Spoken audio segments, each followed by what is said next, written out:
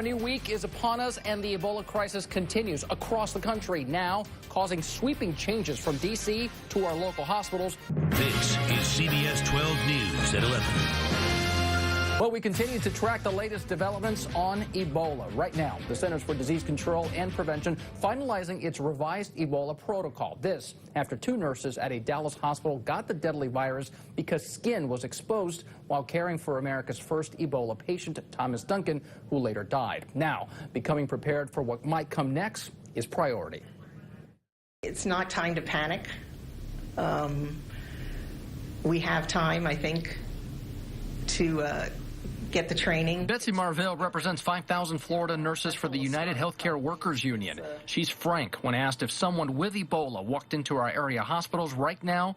Are the facilities prepared? They're getting there. That's quite telling, as new CDC guidelines on treating Ebola patients are released this week. I think they're getting it together now. Just having the ability to have some of the training that is available to make sure their staff is prepared for a number of things certainly makes sense. Russell Accardi is the operations manager for ATEX, based in South Florida. They train hospitals and the military to be prepared for disasters. Our experience is really with the chemical protective clothing, the infectious disease type clothing. The hospital training program focuses on proper dress procedures that eliminate cross-contamination. Where the contamination most often will happen is when they're taking the personal protective equipment off. New CDC procedures include full-body suits, rigorous rules for removal of equipment, and requiring a buddy system where workers check each other as they come and go. We just want to make sure if there is a difference with this disease that we get that difference across.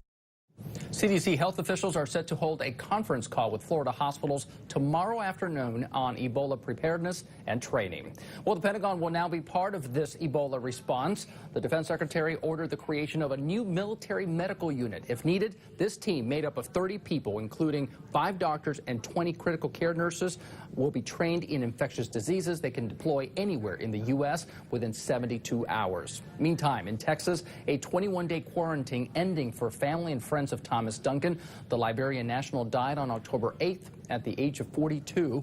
Two nurses who helped treat Mr. Duncan are now fighting this deadly virus. And passengers on a cruise ship carrying a third Dallas hospital worker who handled specimens of Mr. Duncan are now home. The Carnival Magic reached port this morning. Now, the healthcare worker self-quarantined herself during the trip and hasn't shown signs of the deadly virus for 19 days. Now, as a precaution, Carnival Cruise Lines says all public areas of this ship will now be sanitized.